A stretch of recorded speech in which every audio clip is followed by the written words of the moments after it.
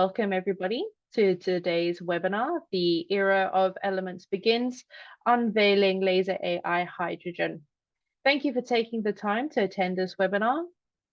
Okay, so today we'll be discussing the features of hydrogen, as well as some other news from the month of September. My name is Kirsty Watson, and I'm the Business Developer Lead here at Evidence Prime. I am joined today by Arthur Novak, our CTO and co-founder, as well as Iga Ches, our product designer of the Laser AI team. Before we jump into hydrogen, we just have a few announcements. Evidence Prime was present at not one, but two conferences this month, Cochrane in London, as well as GIN in Glasgow. We love meeting familiar and new professionals and having the ability to showcase our tools. We will always leave these events having learned a lot, and we're excited to refine our products accordingly. If you'd like to know more about our takeaways from these conferences, you'll be able to find our summaries on our website. In August, you may have received a message from us asking you to participate in our survey, Attitudes Towards AI in Literature Reviews. I'd like to thank you for your participation. We were able to actually summarize some of our findings. Respondents from all continents participated in our study. There was a great representation of professionals across the spectrum of individual contributors to organizations exceeding 10,000 employees, with the majority of respondents coming from larger organizations. Our survey results imply that the majority of systematic review tools in use today fall short of our users' expectations. Simply put, healthcare professionals are in dire need of reliable automation, especially in screening and data extraction. 35% of professionals already use AI in their literature reviews. And results from our survey suggest that professionals are eager to see screening and data extraction being automated. The evidence-based healthcare sector will only adopt AI-based technologies that are convincingly and exhaustively address stakeholders' concerns, including reliability of data, the ability to validate decisions, and data privacy. Laser AI aims to address these concerns within this webinar, as well as our future publications. 45% of respondents expect AI to replace human involvement in literature reviews to a significant extent. Professionals highlighted 5 criteria they consider when adopting a new tool: price, functionality, ease of implementation, security, and interoperability. You can find the full report of our findings from this survey on our website.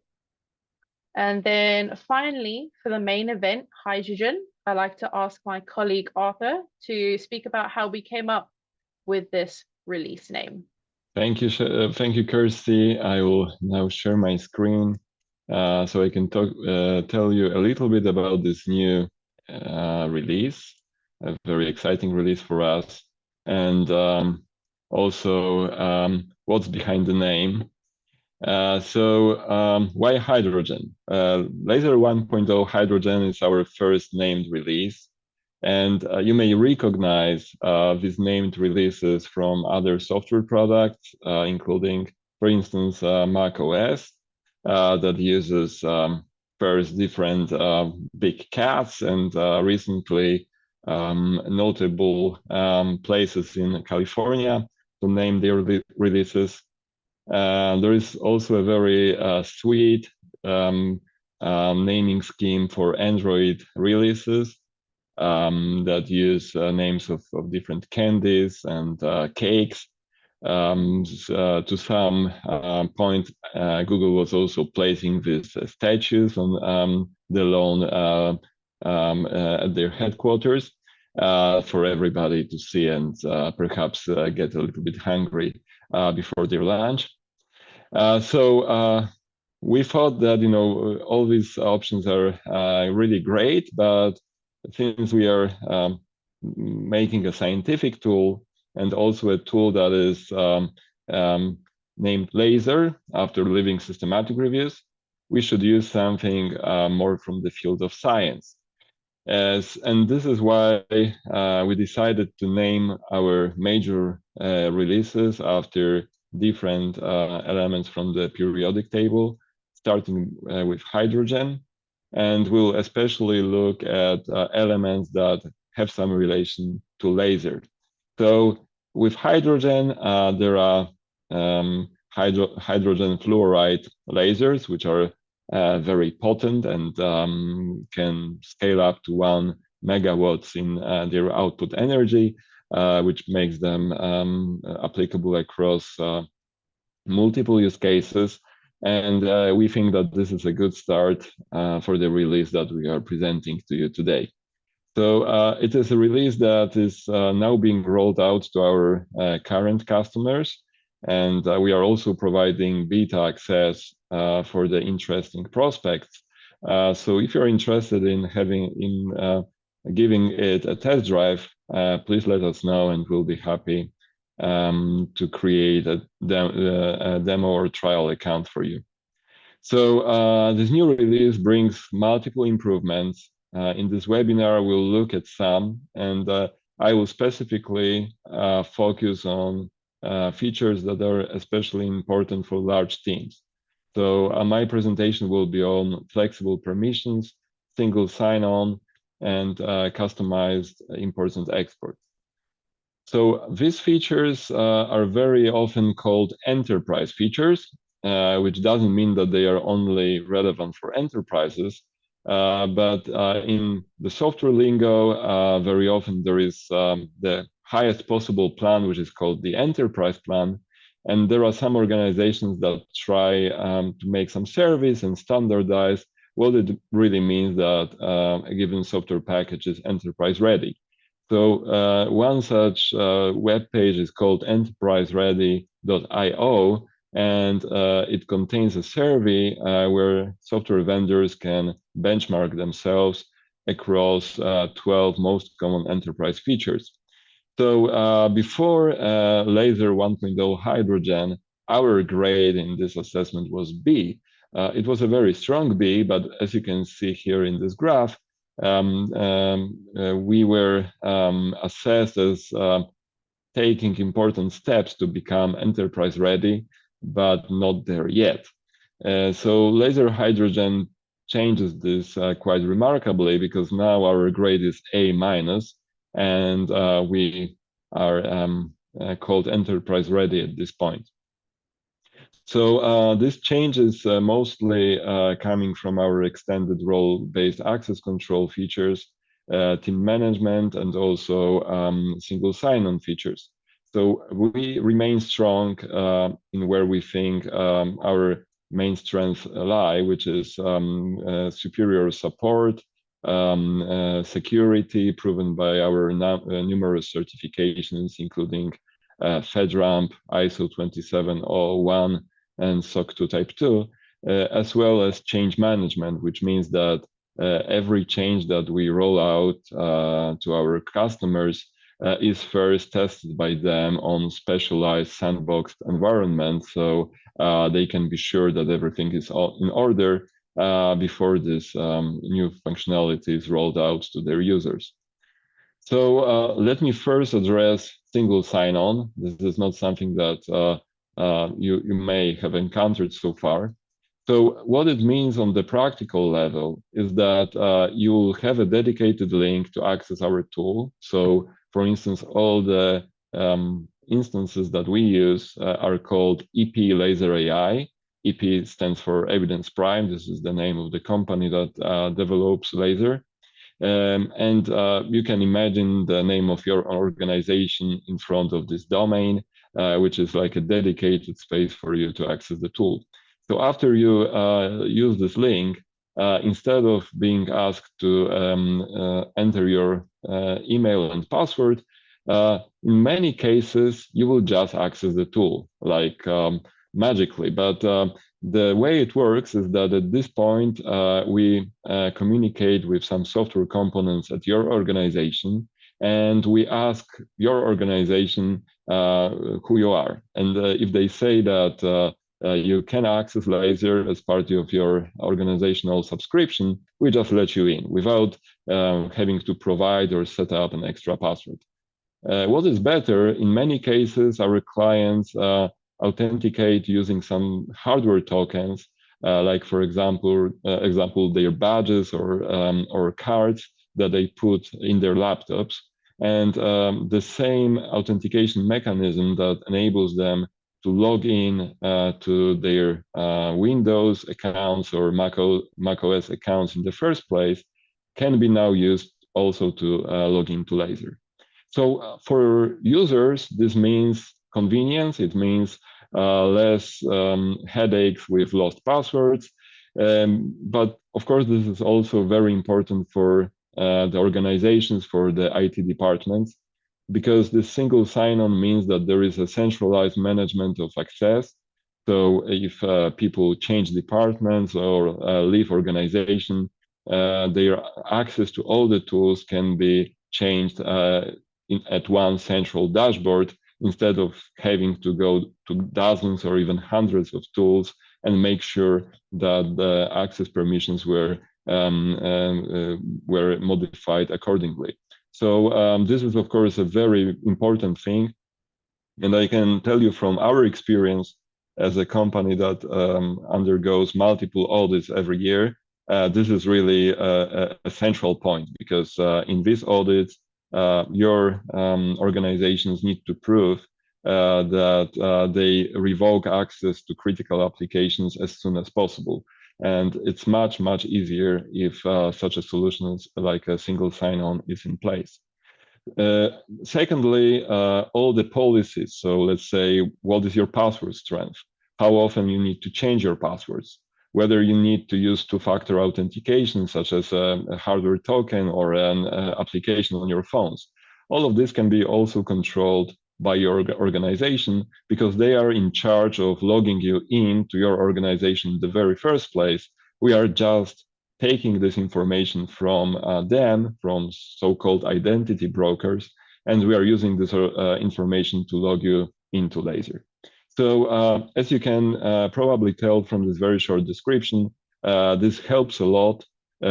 Organizations small and large, and maybe it's just me, but nowadays I much more prefer to log in with my work or private Google account to all the new services instead of creating passwords. It's just much more secure and convenient this way. So from now on, this is something that you can also enjoy with Laser. So the second big change that made our grade B now grade A minus is the introduction of account types and flexible project roles. So first of all, I just wanted to explain a little bit the difference between the two. So you can say that the account type really corresponds to your organization role. So who you are in terms of your institution. So the smallest group of Laser users are the owners. So these are typically one or two people that are in charge of our subscription. So let's say it's a department head or a director who has all the possible permissions to add other users, to manage the tool. But typically, this account type is limited to just a couple of users. Then we have the administrators that manage multiple teams. So you can think about it as some sort of a middle management in your systematic review processes. It's not necessary that you have admins, but very often we found out that there is this additional level of permissions between the owners and members of the organization. And then finally, members are all the remaining staff, and perhaps 99% of Laser users fall into this category. So just to be a little bit more specific on what these people can and cannot do, As you can see, owners can do everything. That they can manage users, so delete or add users. They can access all the projects. They can change data extraction and screening templates that are used across the organization. They can change vocabulary, so the list of controlled values. They can also add, upload, remove references and PDF files. And finally, they can change organization settings. They are the only account type that are able to do this. While the administrators have almost all these capabilities, except for organization settings, and they cannot also create or remove owners and other administrators. So as you can see here, members don't have any of these, let's say, management permissions. So for this reason, we created 2 extra account types based on our experience implementing Laser at multiple organizations.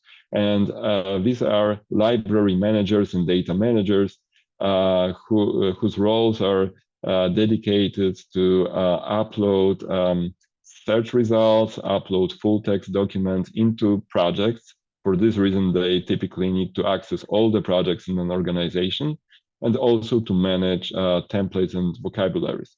So in other words, again, these account types should quite easily translate to different places in your org chart. So for instance, people that work in the library, they will typically be library managers. So without having to add them manually to every project, they will be able to access these projects and upload new search results or upload new PDFs, while data managers will just have access to template and vocabulary management. So this is what happens on the account type front. And now we have project roles. And instead of this matrix that I had in my previous slide, project roles are up to you. You can define roles that you want. Because we want Laser to be a battery included tool, we provide some roles for you to start with, and I will show you them in a minute. But what is also important to remember is that account types and project roles are independent. So an organization owner can be just a visitor in the project, so somebody who has just a read-only access to data. And at the same time, a member who doesn't have any, let's say, administrative capabilities on the organization level can be a project manager. So the combination of these 2 tools allow you to create a very flexible management of permissions. As I said, the very typical case is that you have a couple of owners and then many members, and then these members, depending on their let's say, tasks in different systematic reviews, can become project managers or any other roles. So now the time has come to show you how this looks in practice. So here I'm logged into the tool to our new Hydrogen version. Using an owner account, so I can also change the organization settings. And here are the project roles that I described. So we provide you with 5 different roles that we found very typical. And they are called manager, senior researcher, librarian, and visitor. However, you can change these labels, you can create more roles, you can remove some of them. And more importantly, as a as an organization owner, you can define what these roles are, what they can do. So you can see we have a very long list of fine-grained permissions, like whether these people can update screening instructions, whether they can distribute tasks, so assign tasks to project members, or whether they, for instance, can access stage statistics. So all these permissions can be customized by you. And the roles that we provide you with are based on our experience in implementing Laser. So very often there is the researcher role, that is assigned to people that do screening and data extraction in the tool. There is the manager that is able to do pretty much everything in the project. And then very often we find this need to delegate some of these administrative duties to a senior researcher, so somebody who also does screening and data extraction, but should also be able to, for instance, change the data extraction forms or the screening forms. So on the other hand of the spectrum, we have visitors that have read-only access to the tool. And this is also very helpful because you can, in this way, you can invite some stakeholders, perhaps even people outside of your organization to join you and see the progress on the projects. So this is a short overview of how these roles are managed. As you can see, this is designed in such a way that the tool adapts to you and not the other way around. So the idea is that we take your current workflows and how you organize the work at the moment, and we configure the tool, or you can configure it yourself, to reflect the duties, the separation of work that you have at the very moment. So beyond the permissions, the other part that I also wanted to cover are the customizations of imports and exports. So we find very often that our clients have already a lot of data generated in other tools or sitting in their EndNote libraries. And very often it's not only about the references, but also about some additional data. So it's very common that, for instance, in EndNote, one of the fields was used to store some comments or notes about studies.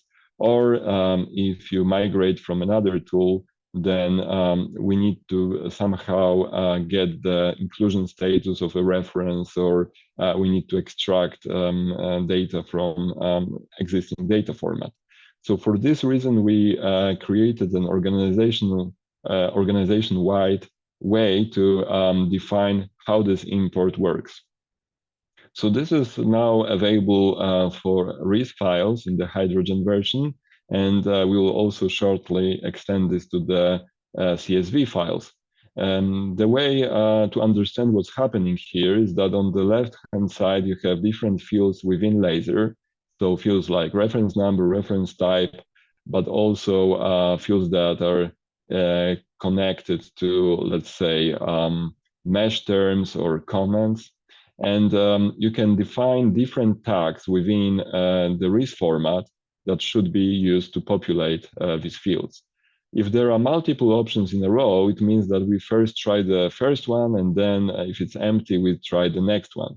So if you happen to store some interesting data, for instance, in the custom fields in the RIS files, or maybe in the node fields, this enables you to migrate this data in Laser, and also very importantly, define this mapping once and then apply it across all your projects, because most likely the format is constant, and it's helpful to make it part of your tool configuration.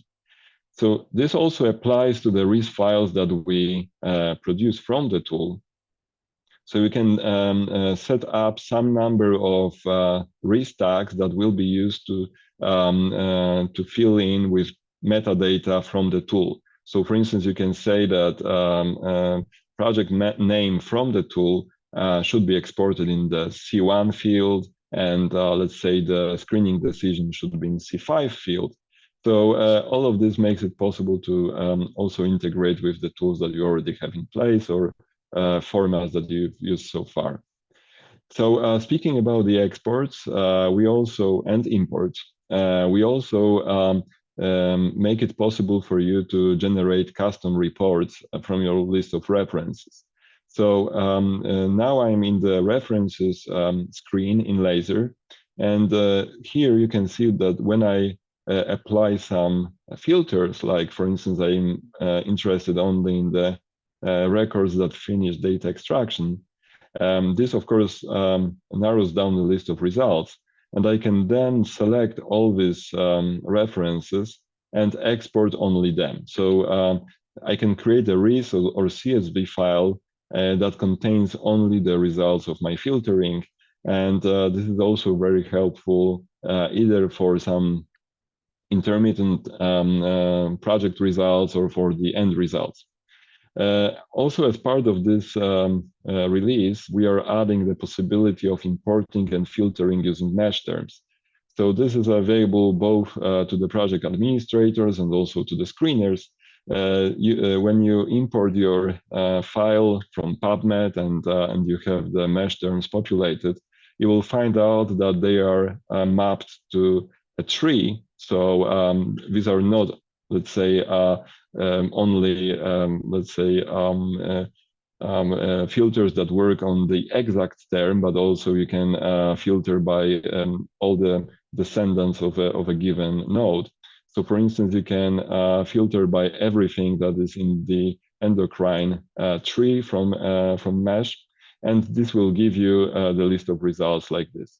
So we also think that this will be very helpful to bootstrap your screening, to start screening with some narrow list of results.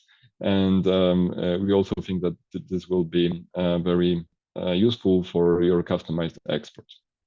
Okay, so it's all from me at this time, and I will hand over to my colleague Iga, who will walk you through the biggest change in this new release, which is the quality assurance module. Thank you so much, Arthur, for that.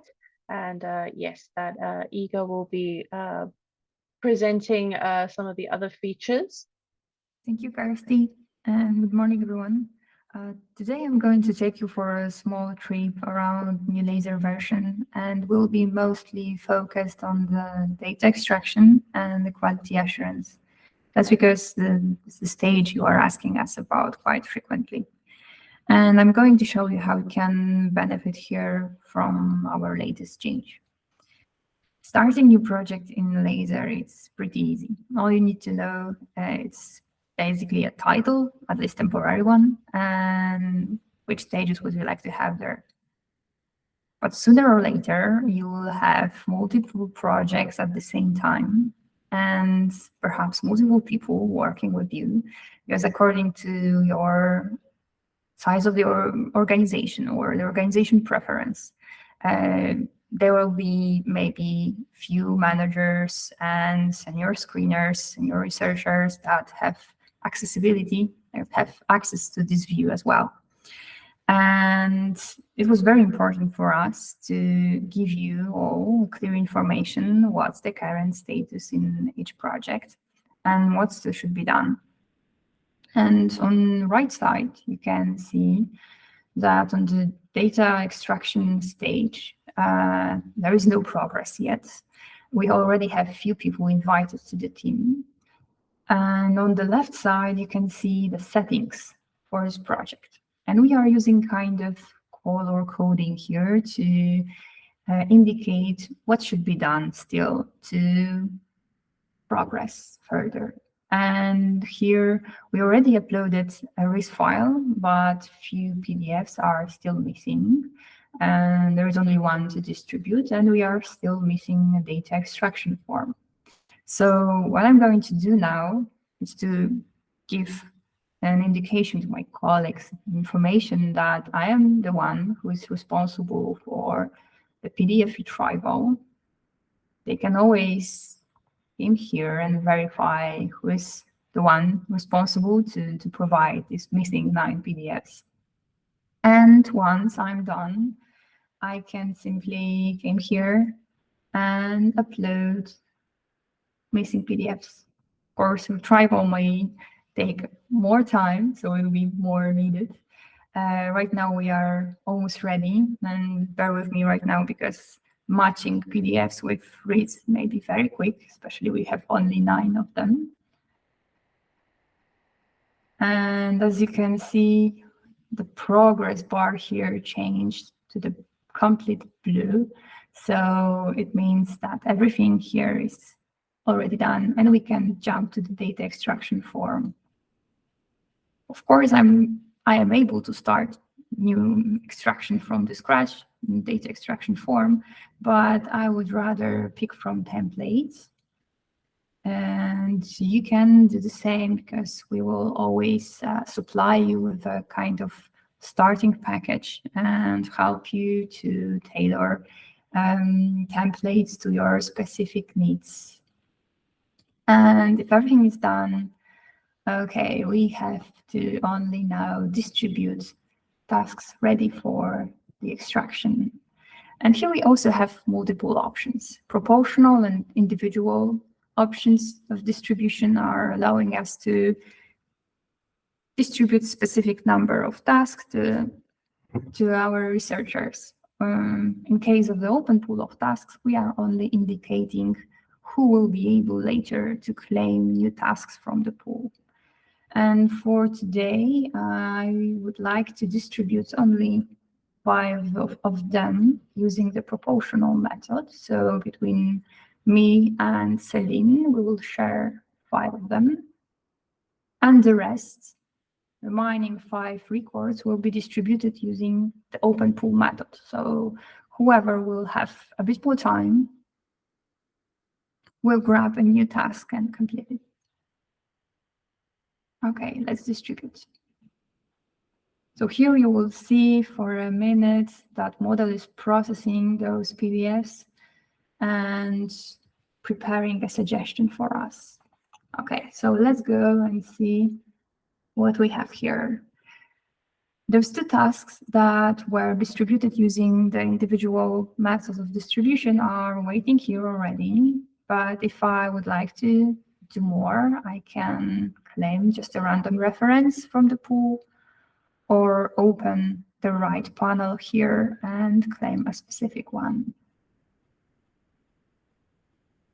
Okay, we are inside of one of the studies, and to verify if the suggestion is okay, we can simply click on them and read through the part of the text based on which we proposed those suggestions. If everything is okay, we can simply accept this, or this is pretty small form, so I would rather go here and decline those which are not relevant and accept the remaining. Okay, so let's save as final. For the rest, I won't be that vigilant because we don't have time for that. And let's say that everything is okay. And the same for the next one. Let's go back to the list of our task. And let's send it to the manager. In this case, me myself. Okay. So as you can see, the progress here is already recorded here, and we can jump directly to each of this stream of each pool and say how many of them are already completed and by whom. So this is the part of the laser that I like the most. It's very flexible, but at the same time, we are keeping a record of everything. And now we are ready to set up quality assurance. Actually, we are always ready to set up quality assurance because we are using here an automated rule. So each time, if something is completed in the primary extraction, it will be sent to the QA. So we can set up QA even before we start primary extraction. And we have very similar option of assignment here. So let's say right now I would like Celine to perform 100% of the QA. Okay. And we will, for a minute, change our view and let's see how it looks from the perspective of Celine, our researcher. So that's the project we have created together today. She can, of course, perform primary extraction, but let's jump to the QA. Okay, so here we can, in a very similar way, verify if everything what was done in the primary extraction is okay. And let's say that I extracted everything correctly. We can always go back to the previous one and let's say, oh, maybe I'm not very sure. I would like to keep that one as a draft and send only this record about which I'm very sure it's okay. Okay, let's send this decision.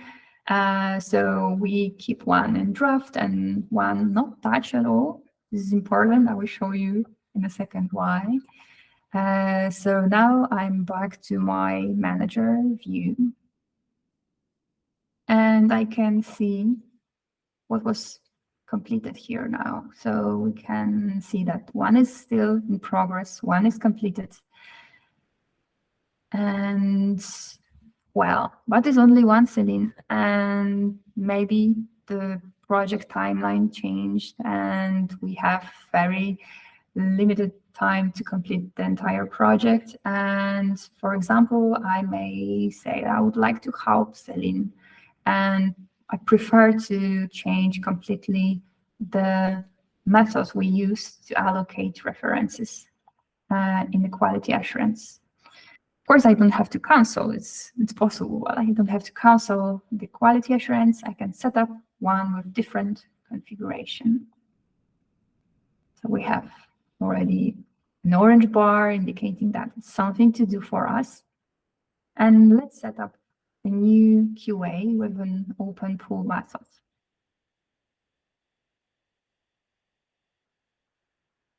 But still, it's only two of us.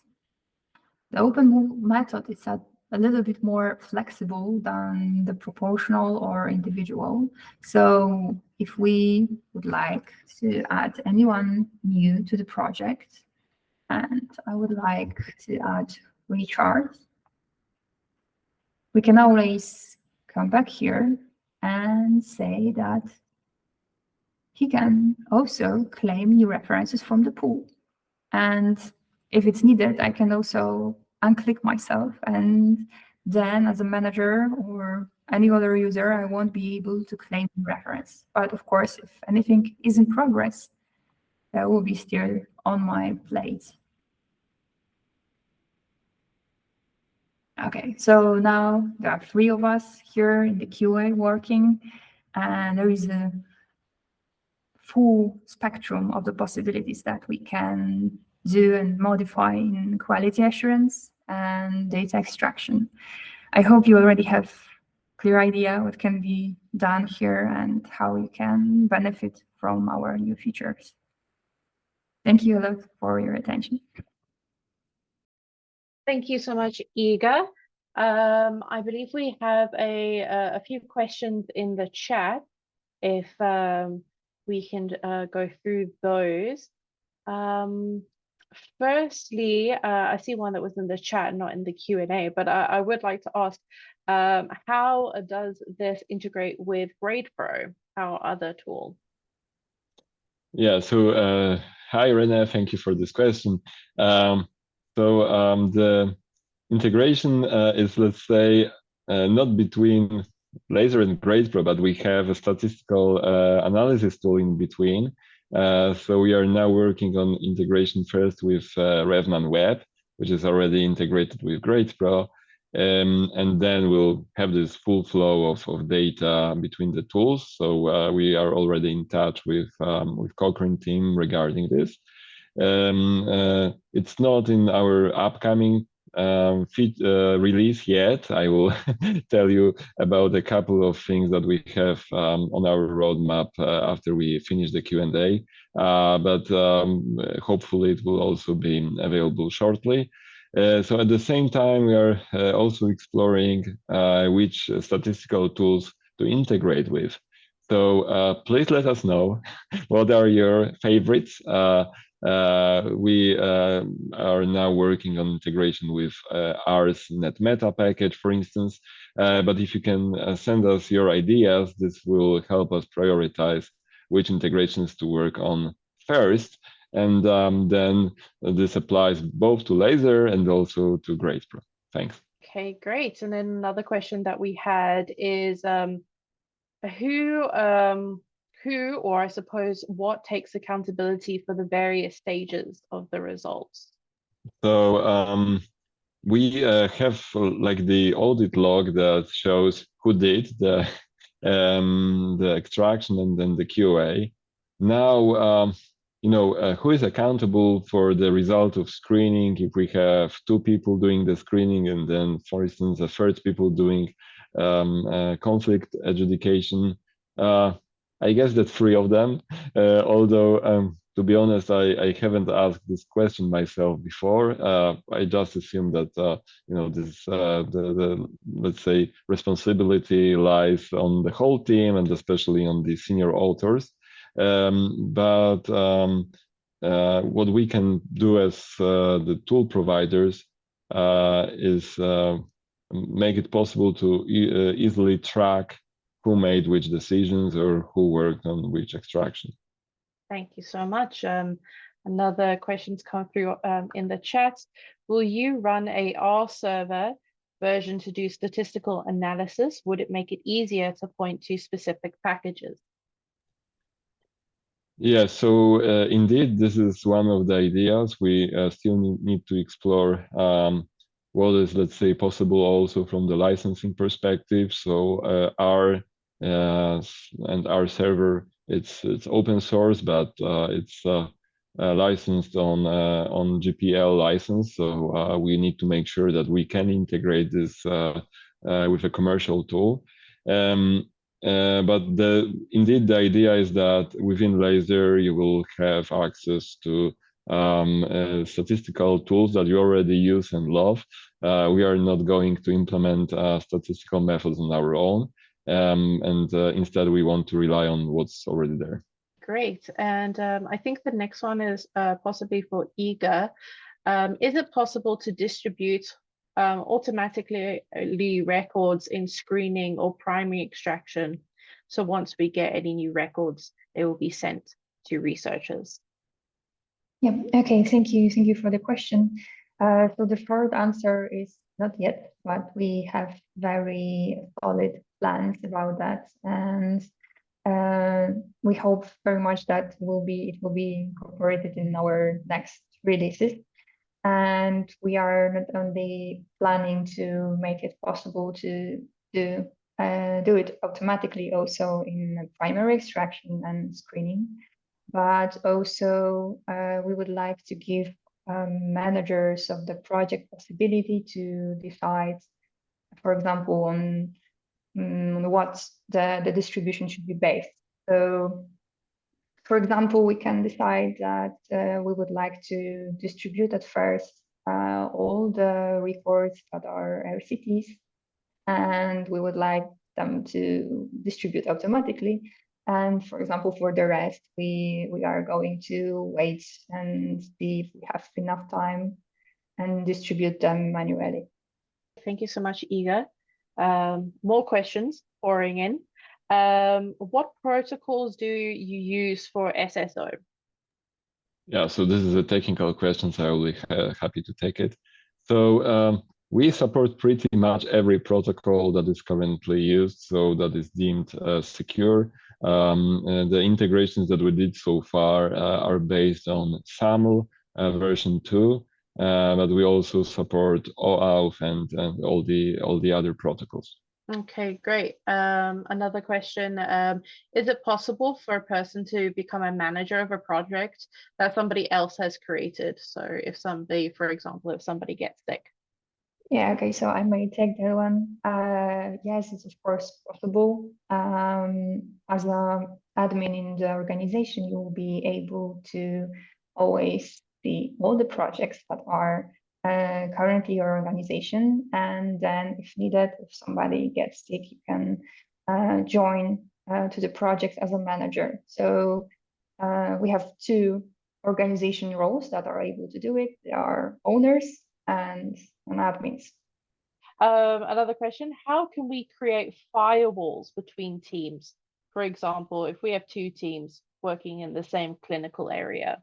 Yeah, so maybe I will take this one. Yeah, so this is something that happens from time to time, that there are teams working on in the same clinical area, and they shouldn't share data, or they also shouldn't share team members, so they don't share data. So this can be achieved with the model that we have at the moment.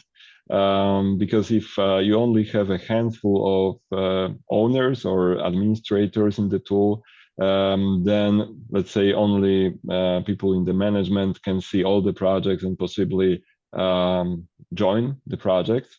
And then all the members of these two teams would just be members in terms of the account type. So they will only see the project that they are assigned to. And then within this project, they can take all the roles that they need, but they will not be able to see each other's data. Okay, great. Thank you very much. I'm not seeing any other questions at the moment. Arthur, would you like to discuss the future features? Of course. So let me share my screen once again, and I will be telling you a little bit about the next release. Because the current release is called Hydrogen, then the next release is called Helium. And one of the central features of the upcoming release that we hope to have ready this year is the did application and stadification module. So something that we get asked about a lot. Currently, our users are doing the application outside of the tool, so say in EndNote, but we want to provide an integrated experience, especially if you import references from multiple sources. So what we mean by did application and stadification, it's not a distinction that a lot of tools make, but we think that duplicates are different entries in the databases that really describe the same publication. But we also have multiple reports or multiple publications about the same study that you would also want to group together. And in our tool, these two actions, I mean, merging together multiple references or entries about the same publication and multiple publications about the same study, this is not the same thing. We'll have it separate. So the algorithm that is behind the application, we call it internally SuperDeduper. It uses a hybrid of traditional field matching and machine learning, which means that the proven methods of identifying duplicates based on the same, for example, title, authors, and year are still being used, but we also have this machine learning component that looks at the semantic similarity of the abstracts and titles. So the idea here is that if you have two abstracts that are not exactly the same, but are very close to each other, almost identical from in terms of their semantics, they will be flagged as a duplicate by the machine learning model. And then you will be able in the tool to tune this, so to say how sensitive or specific the application process should be. So we think that this will facilitate many different scenarios, including the ones where you have a lot of references to the duplicate. So we successfully applied this approach to one of the reviews where we had almost 500,000 references before the application. So then, of course, a fully automated module is required because it's pretty impossible to review these duplicates by hand. So secondly, we will be doing a lot of improvements around data extraction. We want to make it one of our strongest suits in terms of the process. So we'll be adding conditional fields. So it means that choice in one of the fields in the data extraction form will influence availability of other fields. This will enable you to, for instance, choose whether a study is a randomized controlled trial or maybe a case series, and the data extraction form will adapt to your choice. We will also make it possible for you to leave comments for all extracted values. Will improve our extraction from tables, and also will make it possible to extract data already during full text screening. We also have a couple of different other improvements in plans. So there are many smaller and larger. I have just 4 here on the slide. So you'll be able to customize when you get notifications from the tool. We'll use the new clinicaltrials.gov API to import references. The clinical trial records directly, and then also a search in other databases straight from the tool.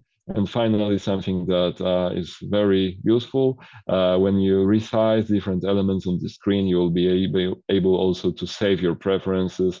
So even if you go to another computer, you will still have your favorite layout for Laser.